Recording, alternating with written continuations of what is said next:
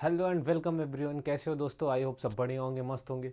प्यारे साथियों, आज के इस सेशन में हम बात करेंगे कि जो हमारे मवेशी होते हैं, पशु होते हैं, गाय भैंसें होती हैं, उनमें जो सामान्य रोग होते हैं, तो आज उस पर हम चर्चा करेंगे कि पशुओं में जो सामान्य रोग होते हैं वो कौन कौन से रोग होते हैं, उनके बचाव के क्या उपाय हैं और उनसे कैसे बचा जा सकता है। कौन कौन सी दवाएं हैं जिनका प्रयोग कर सकते हैं या किस कारण को ये रोग होते हैं पशुओं में। तो आइए शुरू करते हैं हम आज का इस सेशन को। सबसे पहले हम बात करेंगे यहाँ पे दोस्तों कि ये जो हमारे मवेशी होते हैं, पशु होते हैं, ये किसान के लिए या फिर किसानों की आय के एक अच्छा स्रोत होता है, ठीक है। लेकिन क्या होता है कि कई जो सामान्य बीमारियां होती हैं पशुओं में, वो बीमारी जो है कभी कभी पशुओं को इतना ज़्यादा प्रभावित कर देती हैं जिससे कि दुग्ध उत्पादन कम हो जाता है या फिर मांस की जो गुणवत्ता होती है वो घट जाती है। और ये जो रोग होते हैं कभी कभी इतने घातक सिद्ध होते हैं या इतना घातक हो जाते हैं कि पशुओं की मृत्यु तक हो जाती है। तो आइए यहाँ पे हम समझने का प्रयास करते हैं कि कौन से ऐसे रोग हैं जो पशुओं में बहुत घातक रूप से फैलते हैं या फिर जो है। तो सबसे पहले हम बात करें कि पशुओं में होने वाले रोग और उनके लक्षण की बात करें तो सबसे पहले हम गला घोटू रोग की बात की जाए। अक्सर आप लोगों ने सुना होगा कि गला घोटू रोग जो होता है, या इसमें क्या होता है कि पशु की अचानक मृत्यु हो जाती है। जब यह रोग होता है, ज़्यादा से ज़्यादा 1 दिन 2 दिन 4 दिन के समय में पशु की मृत्यु हो जाती है। और यह रोग मानसून के जो है समय में जो है मानसून के समय में ये रोग ज़्यादा फैलता है, ठीक है। जब मानसून होता है, बारिश का समय, उसी समय ये होता है। तो क्या होता है कि इसमें जो पशु होते हैं, पशुओं के जो गले होते हैं, वहाँ पे ये गला घोटू रोग होता है। तो आइए हम यहाँ पे समझने का प्रयास करते हैं कि आखिर ये गला घोटू रोग है क्या, ठीक है। यह जो है, यह रोग जो गला घोटू रोग होता है, यह जीवाणु या बैक्टीरिया के कारण होता है। जो गला घोटू से पीड़ित जानवर होते हैं, हमारे पशु होते हैं, ये जो है रोग इतना ज़्यादा घातक होता है कि हमारे पशुओं की मृत्यु 1 से 2 दिन में हो जाती है। और इस रोग से बचने के लिए हमें क्या करना होता है कि अगर गला घोटू रोग से बचने के लिए हमें अपने पशुओं का जो है टीकाकरण करवाना होता है। क्या होता है? टीकाकरण होता है। टीका, एक सुई लगती है, इंजेक्शन लगता है, जो मानसून के पहले लगता है, ताकि ये जो रोग है, गला घोटू रोग है, इससे बचा जा सके और ये जो जीवाणु जनित रोग होता है और इन जीवाणु से रक्षा की जा सके।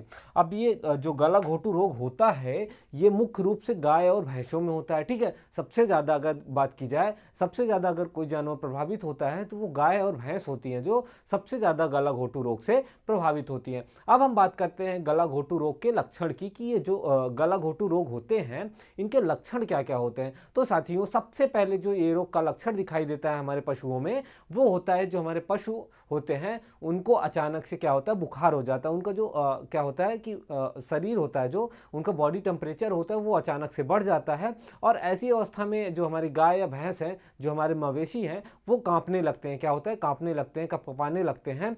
और फिर उसके बाद इस रोग से पशु जो होता है एकदम सुस्त हो जाता है और खाना पीना भी छोड़ देता है। तो इस रोग के लक्षण जो है, शुरुआती जो होता है, सबसे ज़्यादा देखने को मिलता है कि पशुओं का जो शारीरिक तापमान होता है, नहीं, उनको बुखार हो जाता है। उसके बाद पशु कपकपाने लगता है, फिर धीरे धीरे वो चारा छोड़ने लगता है और एकदम सुस्त हो जाता है। पशुओं की जो आंखें होती हैं, जो गला घोटू रोग होता है, इससे प्रभावित जो पशु होते हैं, उनकी आंखें लाल हो जाती हैं। क्या होती हैं? लाल हो जाती हैं। और साथ ही साथ जो पीड़ित पशु होते हैं, क्या होता है, पीड़ित पशु जो जिन पशुओं को ये गला घोटू रोग हो जाता है, उन पशुओं के मुंह से क्या होता है कि लार निकलना शुरू हो जाता है। क्या होता है? सबसे पहले क्या देखने को मिलता है साथियों, कि अचानक से बुखार होता है, शरीर कपकपाने लगती है। उसके बाद पशु खाना पीना छोड़ देता है और देखने से उससे जो लक्षण है, बाहरी लक्षण, कि जो आंखें होती हैं वो लाल हो जाती हैं और उनके मुंह से लगातार जो है लार गिरने लगती है। और इसके कारण क्या होता है कि उनकी गर्दन में हो जाता है सूजन। क्या होता है? सूजन। अब सूजन होता है क्योंकि ये जो गला घोटू रोग होता है, ये गले में होता है, गर्दन में। जब सूजन आ जाती है गले में, तो उसके कारण क्या होता है, पशु को सांस लेने में समस्या शुरू होने लगती है। क्या होता है? सांस लेने में समस्या होती है।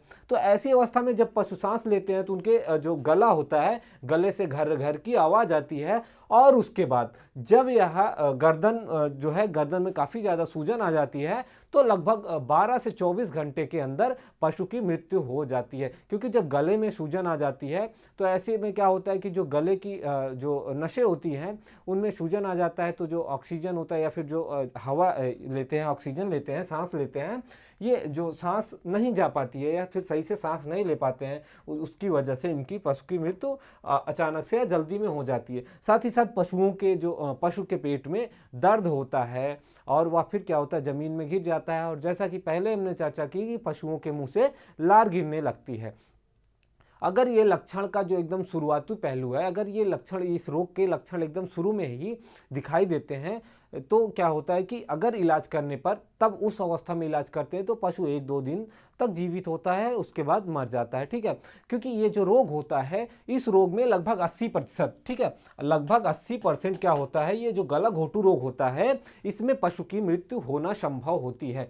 लगभग 20% ऐसे केस होते हैं, हम ऐसे समझते हैं कि लगभग अगर गला घोटू रोग जो है 100 मवेशियों को हुआ हो तो उसमें ऐसा है कि लगभग 80 जो जानवर हैं उनकी मृत्यु हो जाती है। लगभग 20% रिकवरी रेट होती है कि ये जो पशु है हमारे गला घोटू जैसे घातक बीमारी से बच सके। ठीक है, क्या होता है कि शुरुआत में तेज बुखार, क्या होता है, ये जो बुखार होता है ये होता है 105 से 160 डिग्री के बीच में होता है, और फिर जो है सबसे पहला ये लक्षण यही बुखार दिखाई देता है। अब क्या करते हैं, जो हमारे पशु होते हैं अगर उनकी गला घोटू रोग के द्वारा उनकी मृत्यु हो जाती है तो ऐसे में क्या करते हैं, पशु को गड्ढे में, ठीक है, गहरा गड्ढा खोद के उसमें पशु को दफना देना चाहिए। अब हम बात करें रोकथाम की कि आखिर ये जो गला घोटू रोग है इससे बचा कैसे जा सके, इसकी रोकथाम कैसे की जा सके और पशुओं के लिए जो ये घातक बीमारी है उससे बचा कैसे जा सके।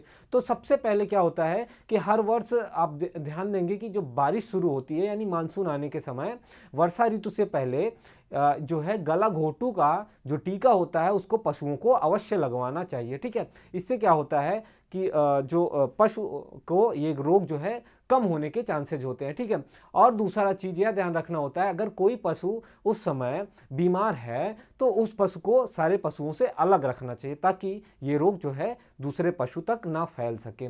और जिस स्थान पे अगर कोई गला घोटू से पीड़ित जानवर जो है उसकी मृत्यु हो जाती है तो उस स्थान को अच्छे से फिनाइल से, दवाइयों या चूनों की मदद से सफाई करनी चाहिए, तभी दूसरे जानवर को वहाँ पे बांधना चाहिए। जो आवास है जहाँ पशु रहते हैं उसको स्वच्छ रखना चाहिए। और अगर हमारे पशुओं में किसी भी प्रकार के जो लक्षण हैं, रोग के लक्षण दिखाई देते हैं तो हमें तुरंत जो है अपने डॉक्टर से, चिकित्सक से, पशु डॉक्टर से सलाह लेनी चाहिए, क्योंकि ये जो गला घोटू बीमारी होती है ये बहुत ही घातक और खतरनाक होती है। जैसा कि हमने पहले चर्चा किया है कि इस रोग में पशुओं की मृत्यु 80% तक पशुओं की मृत्यु हो जाती है।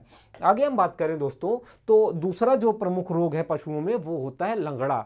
लंगड़ा बुखार कहते हैं इसे, क्या कहते हैं, लंगड़ा बुखार कहते हैं। यह भी गला घोटू की तरह एक गंभीर जो है क्या है, गंभीर बीमारी है। ठीक है, गंभीर बीमारी है। इसमें क्या होता है, ये भी जीवाणु द्वारा फैलता है और जो मुख्य रूप से गाय, भैंस और भेड़ों में होता है। ठीक है, ये जो रोग, लंगड़ा रोग जो होता है, लंगड़ा बुखार जो होता है, यह मुख्य रूप से हमारी गाय, भैंस और भेड़ों को प्रभावित करता है। ठीक है, तो आइए समझते हैं कि ये लंगड़ा रोग जो है उसमें आखिर क्या होता है, क्या लक्षण दिखाई देते हैं। तो सबसे पहले यह समझते हैं कि जो लंगड़ा रोग होता है ये हमारी गाय, भैंसे और भेड़ों में इस जो है भेड़ों को प्रभावित करता है।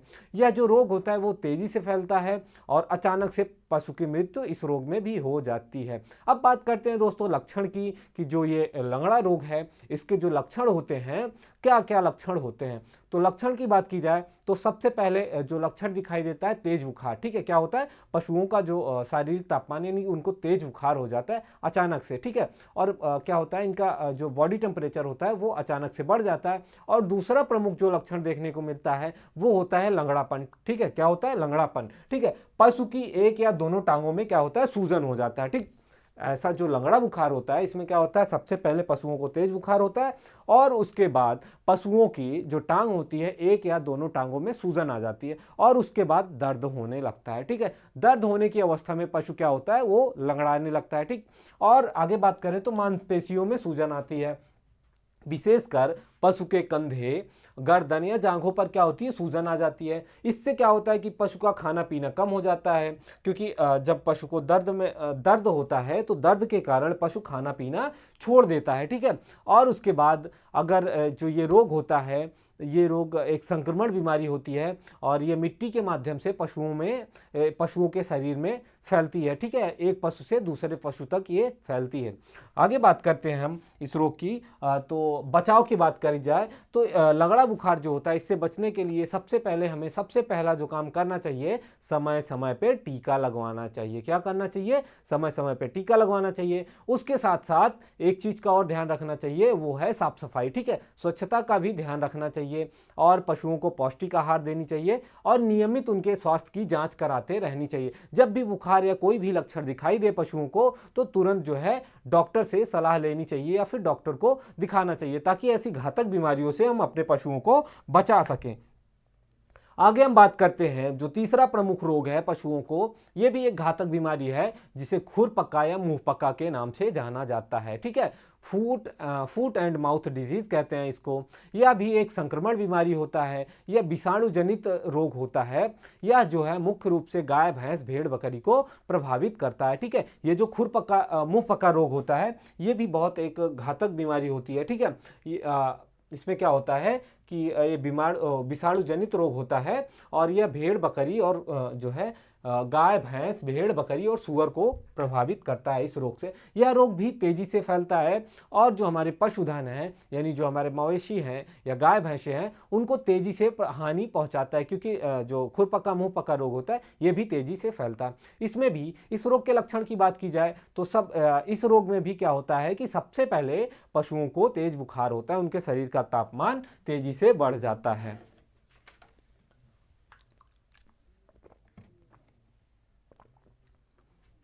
आगे हम बात करें तो जो दूसरा इसमें लक्षण दिखाई देता है, वो दिखाई देता है पशुओं के मुंह में छाले पड़ना शुरू होते हैं। क्या होते हैं? उनके मुंह, जीभ में छाले बनने लगते हैं जो बाद में फट जाते हैं, जिसके कारण जो है पशुओं को दर्द होता है। इनके खुरों में, जो पशुओं के पैर की खुरें होती हैं, ठीक है, ऐसे कुछ अवस्था होती हैं, तो इस खुरों के बीच में क्या होता है, पशुओं की जो खुरें होती हैं, खुरों के बीच में जो छल्ले जैसी ये संरचना होती है, उसमें क्या होता है कि छाले पड़ना शुरू हो जाते हैं। क्या होते हैं? छाले पड़ना शुरू हो जाते हैं, और जिससे पशु को चलने में कठिनाई होती है और साथ ही साथ पशुओं के मुंह से लार गिरना शुरू हो जाती है। और इस रोग के कारण पशुओं में दूध देने की समस्या, जो दुधारू पशु होते हैं, उनमें भी दुग्ध उत्पादन कम हो जाता है या दूध देना कम कर देते हैं, ठीक है। यह जो डिजीज होता है या क्या कहते हैं, ये विषाणु रोग होता है, इसे फूट एंड माउथ डिजीज भी कहते हैं। यह विषाणु जनित बीमारी होती है, विषाणु के कारण बनते हैं, ठीक है। अब बात करें संक्रमित पशुओं के संपर्क में आना, ठीक है। अगर कोई पशु संक्रमित है इस रोग से, तो उसको जो है दूसरे पशुओं से अलग रखना चाहिए, ठीक है। संक्रमित पशुओं के सीधे संपर्क में आने से अगर स्वस्थ पशु भी उसके सीधे संपर्क में आएंगे तो वह भी क्या होंगे, संक्रमित हो जाएंगे। साथ ही साथ दूषित वस्तुओं के संपर्क में ना आए, ठीक। दूषित पानी, चारा, उपकरण आदि के संपर्क में आने से भी संक्रमण फैल सकता है, क्योंकि ये जो खुरपका मुंहपका रोग होता है, ये विषाणु जनित होता है। तो ये इसका जो किसी भी माध्यम से ये पशुओं तक जो है, एक से दूसरे पशु तक फैल जाता है। अगर बात करें उपचार की, बचाव के उपाय की, कि कैसे इस रोग से बचा जाए, तो सबसे पहला जो इसमें प्रमुख बिंदु है वो है टीकाकरण, ठीक है। अगर हम समय पे पशुओं का टीकाकरण करवाते हैं तो ऐसी अवस्था में इस रोग से बचा जा सकता है। साथ ही साथ जो दूसरा पहलू है ध्यान देने वाला, यह है कि पशुओं के रहने की जो जगह होती है, उसको भी साफ सफाई का विशेष ध्यान रखना चाहिए। और यह भी ध्यान रखना चाहिए कि जो संक्रमित पशु है उसको अपने सारे पशुओं से अलग रखना चाहिए, ताकि वह जो रोग है वो दूसरे पशुओं तक ना फैल सके। बात करें दूसरी जो वस्तुएं होती हैं उनकी साफ सफाई की जाए और कीटाणु रहित की जाए। सभी उपकरण, बर्तन जो हैं, उसकी भी साफ सफाई करनी चाहिए। आगे बात करें जो चौथा रोग है पशुओं का, जिस पे बात करें तो हम थनैला रोग, ठीक है, माइसिस्ट भी जिसे कहते हैं, थनैला रोग भी अक्सर देखने को पशुओं में मिलता है। यह एक आम रोग होता है जो मुख्य रूप से दूध देने वाले जानवरों में होता है और सबसे ज़्यादा यह गाय में देखा जाता है। ठीक है, गाय में, भैंस में और भेड़ में ये सबसे ज़्यादा इन तीनों पशुओं को प्रभावित होता है। यह रोग जो है गाय या भैंसों की या फिर जानवरों के थनों में होता है और जो दुधारू पशु होते हैं उन्हीं के, जो दूध देते हैं। ठीक है, संक्रमण का जो कारण होता है जिससे दूध उत्पादन में कमी आती है। अगर ये संक्रमण हो जाता है गाय पशुओं के थनों में, कहाँ पे होता है? पशुओं के थनों में होता है ये रोग, और जो है इससे क्या होता है? दूध उत्पादन कम हो जाता है, उसके साथ ही साथ दूध की गुणवत्ता भी खराब हो जाती है। लक्षण की बात की जाए तो जो पशुओं के थन होते हैं, थन लाल हो जाते हैं, साथ ही साथ गर्म हो जाते हैं और वो दर्दनाक होते हैं। ठीक है, उससे क्या होता है? पशु जो है दूध निकालने में भी कठिनाई होती है, क्योंकि पशुओं को दर्द होता है, तो इसलिए वो आसानी से दूध नहीं निकालने देते हैं। और बात करें दूध में बदलाव की, तो दूध का रंग भी बदल जाता है और पीला, हरा और गाढ़ा हो सकता है। ठीक है, लाल भी, क्योंकि जो थनैला रोग होता है ये पशुओं के सीधे थन को ही प्रभावित करता है, जिसके कारण जो है क्या होता है? दूध उत्पादन में कमी आ जाती है। और कभी कभी क्या होता है? गंभीर मामलों में अगर बात की जाए तो पशुओं का सामान्य स्वास्थ्य प्रभावित होता है, जैसे बुखार आ जाता है या कमजोरी होती है या पशुओं को भूख लगना कम हो जाता है। कारण की बात करें कि यह रोग क्यों फैलता है, तो जीवाणु संक्रमण के कारण यह रोग फैलता है या विषाणुओं के द्वारा फैलता है। ठीक है, जो विषाणु होते हैं, विभिन्न प्रकार के जो जीवाणु होते हैं, उन्हीं के कारण जो है ये थनैला रोग होता है।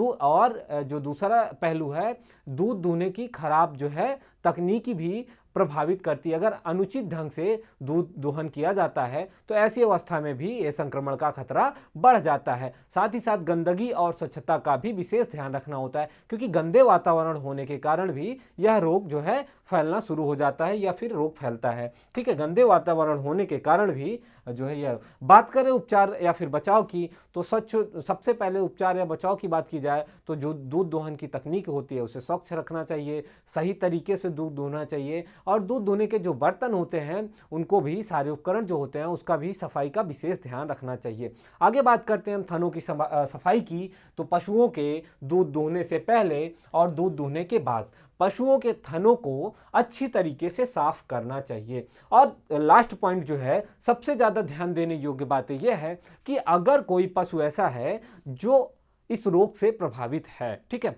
जो थनैला रोग से प्रभावित कोई पशु ऐसा है जो थनैला रोग से प्रभावित है, तो ऐसी अवस्था में क्या करते हैं कि सारे पशुओं से उस पशु को क्या कर सकते हैं? अलग कर सकते हैं या फिर अलग रख सकते हैं।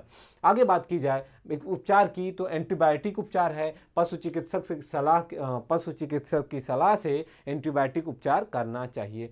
आगे हम बात करते हैं मिल्क फीवर, जो पशुओं में ये भी एक आम रोग है, मिल्क फीवर। ठीक है, तो मिल्क फीवर एक चयापचय विकार है जो मुख्य रूप से उच्च दूध उत्पादन वाली गायों को प्रभावित करता है। मिल्क फीवर जो सबसे ज़्यादा दूध देने वाली गाय होती है उनमें होता है। ठीक है, यह रोग क्यों होता है? यह रोग जो है दूध देने के बाद कैल्शियम की कमी के कारण होता है। किसके कारण होता है? अगर बात की जाए दोस्तों कि मिल्क फीवर, जो जानवरों में मिल्क फीवर होता है, किन कारण होता है? सबसे पहला पॉइंट तो यह है कि यह मुख्य रूप से जो अधिक दूध देने वाली गाय होती है। कौन सी गाय होती है? जो अधिक दूध देने वाली गाय होती है उनको प्रभावित करता है यह रोग। और क्या होता है? यह रोग जो है दूध देने के बाद कैल्शियम की कमी के कारण होता है। मिल्क फीवर की बात की जाए तो यह कैल्शियम की कमी के कारण होता है। इसमें क्या होता है? लक्षण की बात की जाए तो पशु कमजोर दिखाई देता है और पशु जो है सुस्त हो जाता है। उनके जो पेशियां होती हैं उसमें मांसपेशियों में क्या होता है? कंपन शुरू हो जाता है। ठीक है, क्या होता है? कपकपाने लगते हैं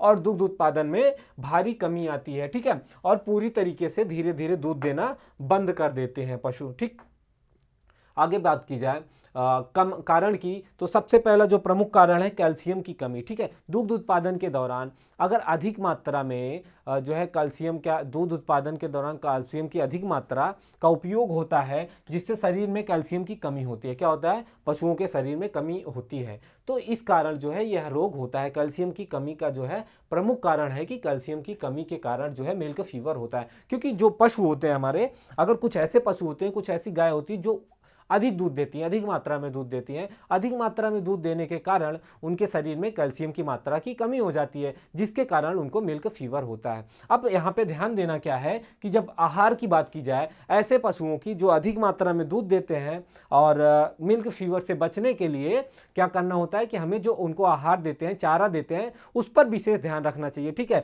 पशुओं के चारे पर विशेष ध्यान रखना चाहिए और आहार में कैल्शियम की कमी ना होनी पाए। असंतुलित आहार के कारण कैल्शियम की कमी होती है और जिसके कारण यह रोग जो है पशुओं में होता है। ठीक, बचाव के उपचार की बात करें तो बचाव में संतुलित आहार, कैल्शियम और अन्य पोषक तत्वों का जो है भरपूर आहार देना चाहिए। कैल्शियम का सप्लीमेंट भी देना चाहिए। कभी कभी जो है ऐसी अवस्था स्थिति होती है कि हमें पशु चिकित्सक की सलाह से या सलाह लेके पशुओं को कैल्शियम सप्लीमेंट भी देना चाहिए। तो दोस्तों, आज हमने बात करी कि पशुओं में जो रोग होते हैं, प्रमुख रोग होते हैं पशुओं में होने वाले, मवेशियों में, वो कौन कौन से होते हैं, उनके क्या उपचार होते हैं, क्या लक्षण होते हैं, इन सब चीज़ों पे हमने चर्चा की। तो आज का सेशन यहीं पे समाप्त होता है। मिलते हैं अगली क्लास में। जय हिंद, जय भारत।